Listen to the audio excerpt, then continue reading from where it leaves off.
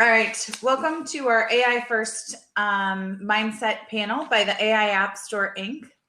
We wanted to start by showing you guys one of the upcoming videos that will be coming out as part of the Twin Cities Film Festival around bias in AI. Our panelists today will be Andrew Birkholz, Aaron Briel, and Rick Faulise, if we can find him. But we'll play the video and hope Rick's available. Oh. All right, hold on. Let me know if you guys can. Oh.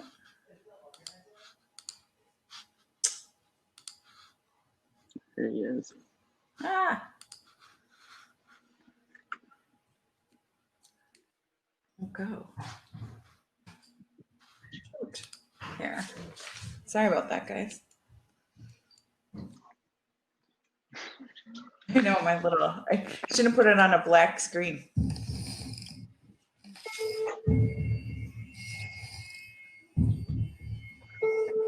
During my first semester at MIT, I got computer vision software that was supposed to track my face. It didn't work until I put on this white mask. I'm thinking, all right, what's going on here? Is it the lighting conditions? Is it the angle at which I'm looking at the camera, or is there something more? That's when I started looking into issues of bias that can creep into technology.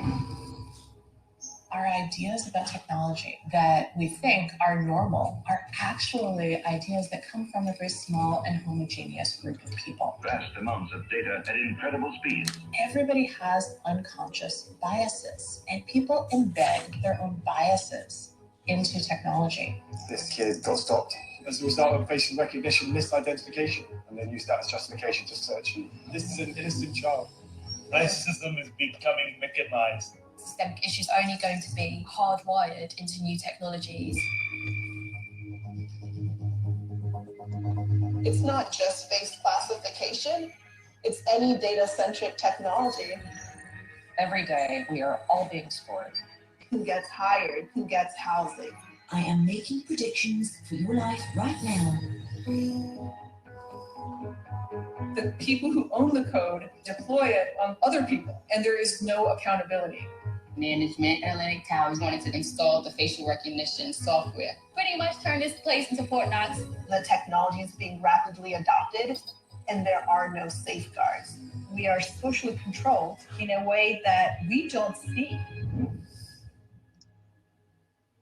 Technology that analyzes faces could be biased, but the company is pushing it anyway. What demographic is it most effective on? White men. Show me that it's going to be fair, that it's legal, before you put it out. That's what we don't have yet.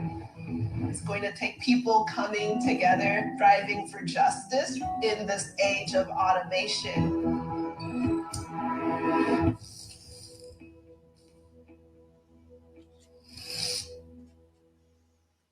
All right, so on to our panel.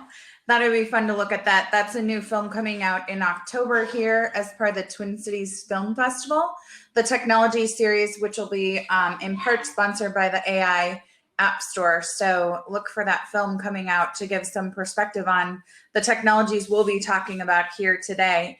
So again, Andrew Birkholz, Rick Faulise, Aaron Briel. Andrew, do you want to give a little background for yourself real quick for the folks out there, just maybe like 30 to 40 seconds, and same on Aaron and Rick? Sure, yeah. I'm one of the co-founders of AI App Store and the chief technology officer. Actually, all the people in this meeting I've worked with for quite some time. I've been, what has it been, almost 15 years doing, software engineering, software architecture, a little bit in the testing space as well. And I've been in this entrepreneur journey for almost 2 years now. And it's been a wild ride learning about machine learning and putting these models into production. Aaron, do you want to go next? Oh, you're on mute. I have over 20 years experience with that. Not pretty old, so. But a lot of that was with development, automation development. I've built test frameworks for multiple industries. I've done some SecOps development for Equifax. actually built an application for them that they actually used in congressional hearings. The CEO did to demonstrate post-breach compliance. And then I've just been working on a lot of state-of-the-art natural language processing applications with these guys. So it's been fun. Awesome. And Rick, good to see you. Yeah, I finally became a real boy on this one. So I've been around for as long as Aaron, maybe a little longer. I'll just leave it at that as a mystery. But no, I've been with Andrew and I and Jennifer. We've been together for over 10 years now. Andrew and I think, are common law together at this point. So, but been doing this for a very long time. We've always been abreast of the technology world, trying to stay ahead of the curve, trying to embrace things as they come along. And AI hit us a few years ago, like 5 years ago. We started talking about it, doing research, getting involved as technology became something where it was more realistic to actually apply it and get it out there in the industry. So I'll start with some of the questions, and then we'll see if we get any questions from the folks joining in. Aaron, let's start with you. Just around, we saw the video of some of the things that people are talking about and thinking about.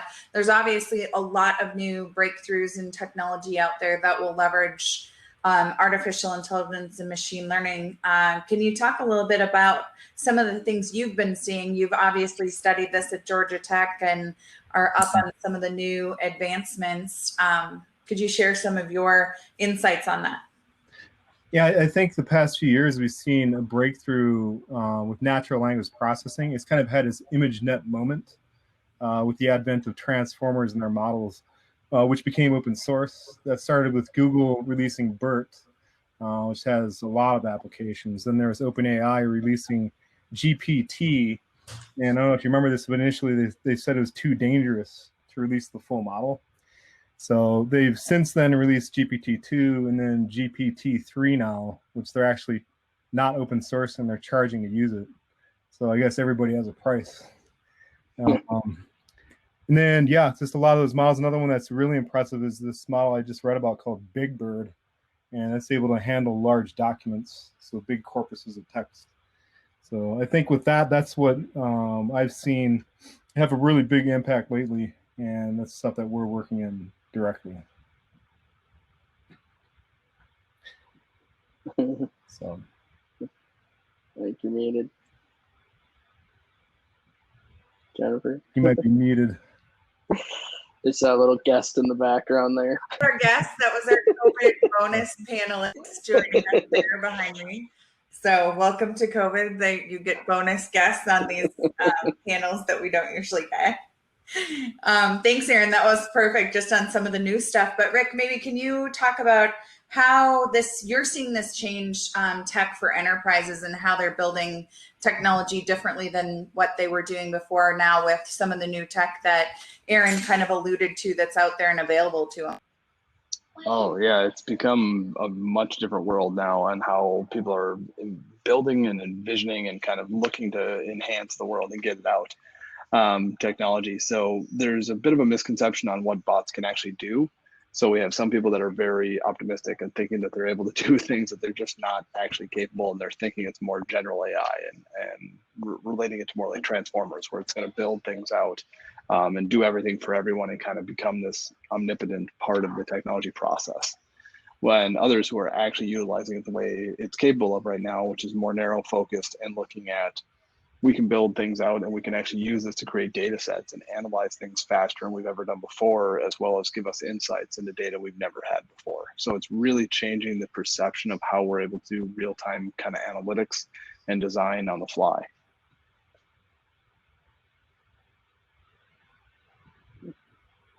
That's awesome. Now, Andrew, could you start with, now we've talked a little bit about where enterprises are using it, what some of the advancements are. Aaron mentioned some of the breakthroughs. Could you tell us a little bit about engineers and how they can start adding this stuff into their tech stack and their workflow? Like practically break it down for me a little bit of, I know there's cool stuff out there because Aaron told me so. And Rick's told me that people want to use it because it's going to help me out and it's going to make my life different than what I had before. But like, how do I actually get started with kind of this AI mindset and leveraging AI more impactfully in my workflow and my tech stack? It's the $1 million question. Yeah, and this is a new frontier, right? So, and we've worked with a lot of companies to do this. We've done it internally, of course. And I think, one of the first things you do is you pick your approach. And I think it really boils down to three general approaches, right? You decide, do you want to do in-house development? Do you want to build machine learning applications and, machine learning models by, hiring a data scientist who's going to, put together the algorithms, figure out what works best given your problem set? Or do you want to go, second option would be go to look for third-party tools. There's a lot of startups in the AI space right now solving very specific problems, and those are popping up every single day.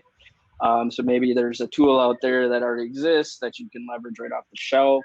Or the third approach, and I think this is probably the most common and realistic approach, is a hybrid approach, right? A little bit of both. And you may want to use in-house development if you're building machine learning into your product, right? But you may want to use third party for assisting you in developing the product, right? So maybe there's some good testing AI tools out there, or there's some interesting ones on code coverage and code generation, things like that, right? So pick your approach, I think, is the first thing you want to do. And you want to try it out, see what works best given your team and your organization. And then you're going to want to start collecting the data. I mean, the data collection part, as we've experienced, can be really painful, but it's extremely important because these AI neural networks are only as valuable as the data you feed into them.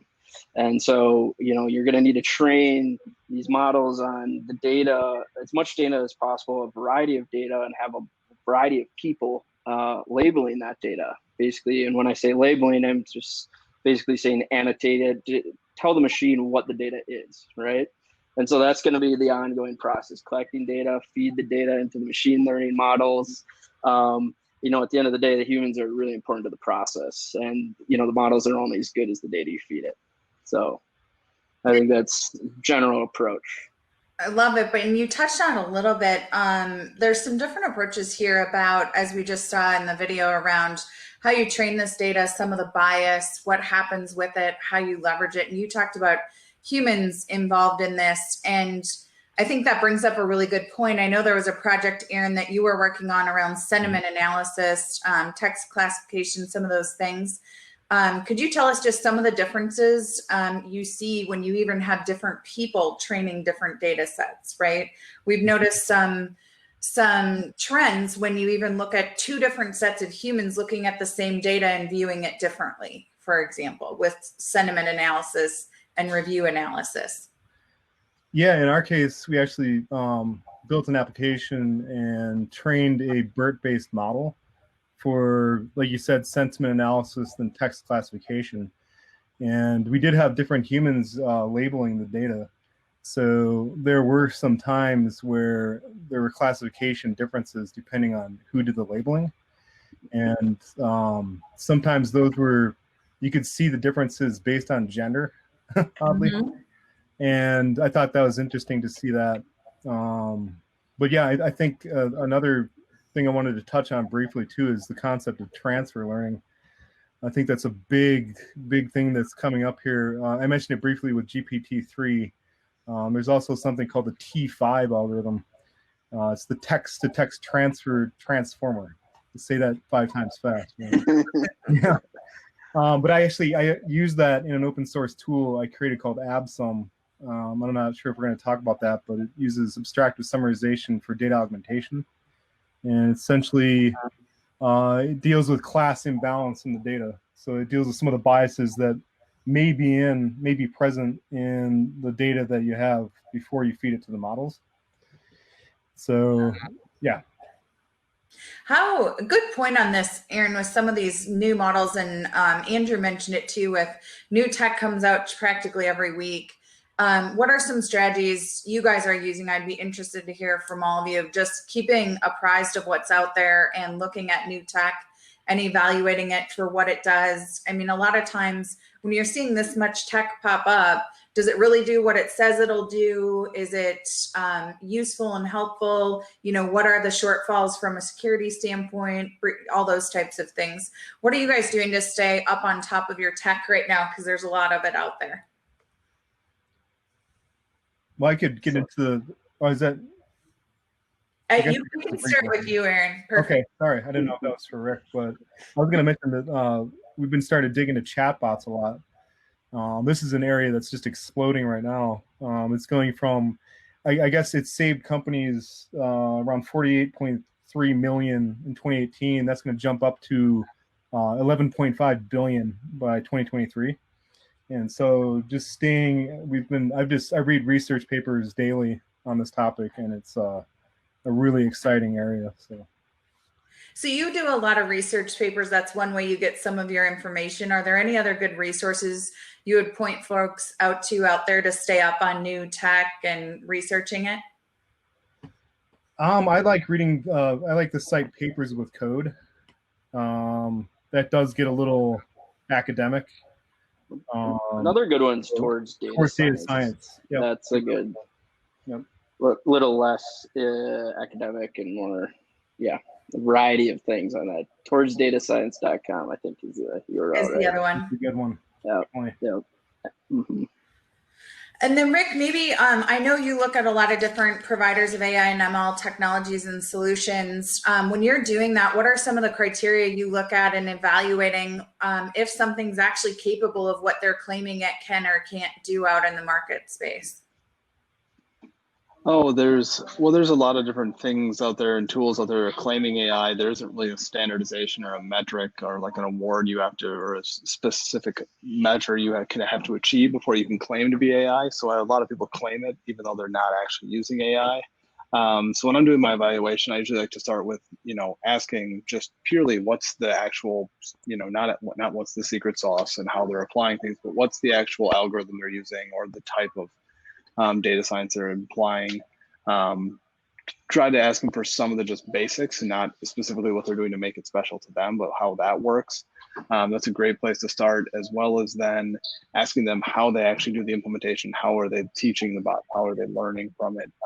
To help kind of define between faux and real AI. It's kind of an interesting world right now, and a little bit of wild, wild west when you get to the tools and vendors and what they can claim. So just deciding what they can do and what they can't do is tough right now. And like, you obviously deal with a lot of humans that didn't used to use these technologies, and we're asking people to adopt new technologies much faster than we used to. What are some of the common fears or challenges you're seeing right now just from people that are using these technologies? The classic fear I run into right now is people are very afraid of what they've seen in movies, and the general thought is Terminators and Skynet is here and it's going to take over our world and take over our jobs and change things. And it is true, they will help our jobs. They're going to assist us and they're going to help change our jobs. But it's going to be more about how you can use AI to take the mundane off your plate, and how you can get faster and more efficient at your job, and how the bots are going to be able to do that analytical work that used to take hours for us to do. They can do it in a very short period of time. And then we use that data to be creative, and how we can use that to make decisions based on what's coming out of it and how to make directional changes, as opposed to, hey, I will just have to crank through all this data and understand what happened. The bot can come back and tell me this is what's happening, and I get to make decisions on how we move forward and change from there. So it's really it's a culture shift a little bit about how the jobs are going to change. Perfect. No, and I've heard that as well. Now, getting on kind of that culture shift and some of the big challenges, right? You mentioned a lot of the data. So Andrew's teams are putting in some of this AI and ML. Any advice for them on the mass amount of data that they're going to have to start to comb through, and how to kind of look at that data and make sense of it? Because it's all great to have AI and ML, but if you don't know what to do with all the data it produces, seems to me like that's a pretty critical component of your data strategy.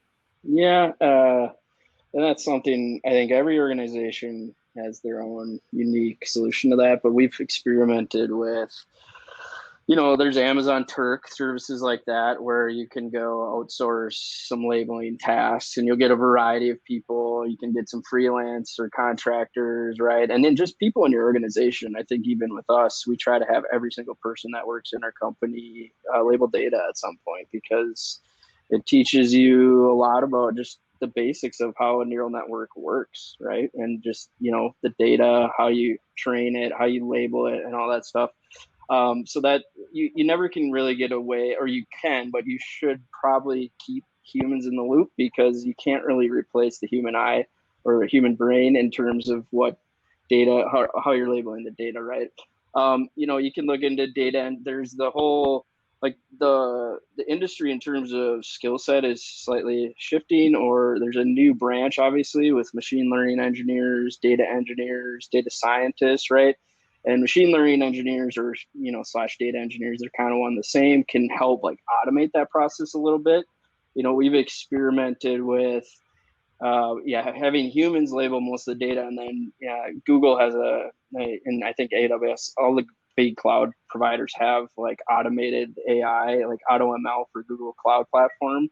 So you can use some of these tricks, right, to like take the human defined data and then use a little machine learning to actually help you predict or label data itself. Yeah, so what do we call that? Bootstrapping the data sets, right? Yeah, exactly. Right. Yeah.